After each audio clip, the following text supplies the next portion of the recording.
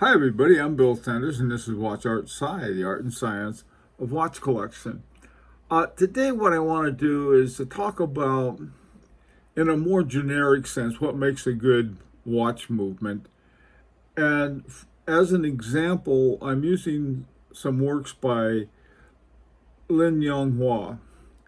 Uh, Lin Yong Hua is a member of the AHCI. AHCI is an abbreviation for a French term of very talented watchmakers, independent watchmakers.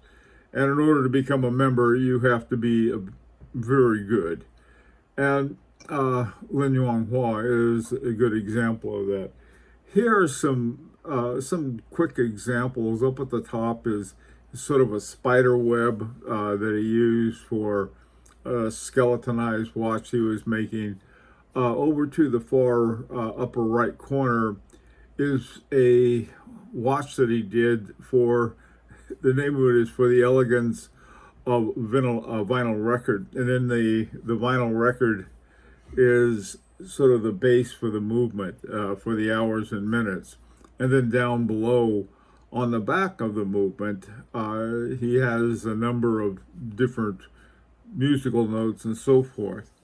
Now, what I want to look at today is ones that he did for Celadon, and we had talked about Celadon before, but we really didn't talk too much about the movement. And what I wanted to do is to point out some features of this movement that I think really make it one of the top movements.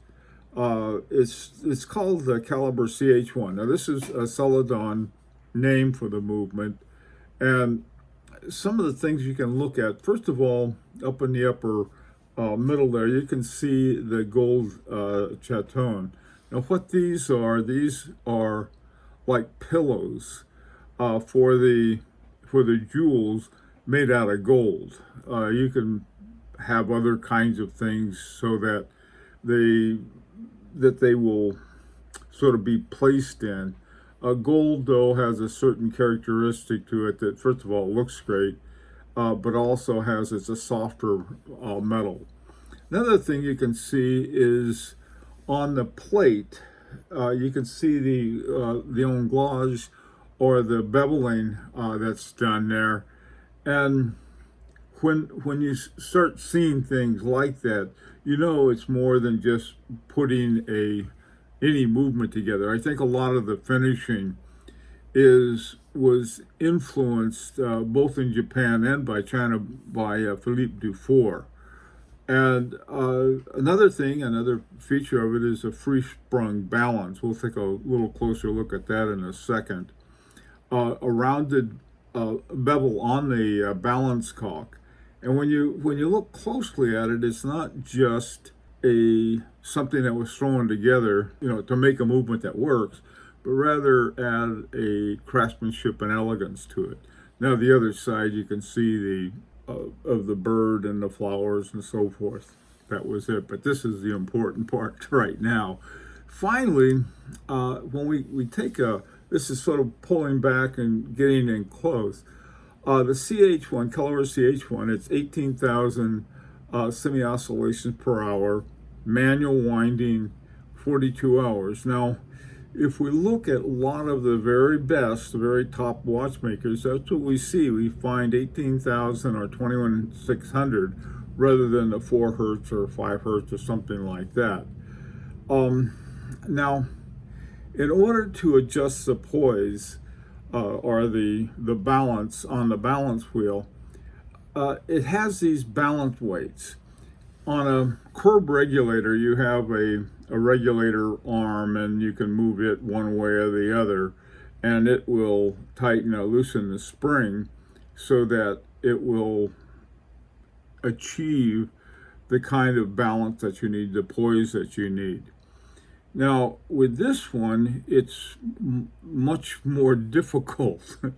You have to, the balance screws are really little weights, but they can be turned with screws. And if you move one this way, it'll make the watch move faster. If you move it this way, it'll slow it down, depending on it. And you have to have the poise, you have to have it very well set. And so while a far more accurate and precise way of getting your balance working the way you want to, it's not quite as easy. Now you can see a sort of a larger view of the CH1 that Hua did, and it's not your, it's just not movement. It's a movement with a lot of craftsmanship added to it. Anyway, I would like to hear your opinion. I'm wearing an FP yarn. His work has that kind of features to it. Other ones are Kari Vutenland and Gerbel Force, the Groenfeld brothers. This is the kind of stuff that you see in that. Let me know what you think. This is an opportunity to subscribe if you'd like. Until next time, this is Bill Sanders for Watch AHCI, the art and science of watch collection.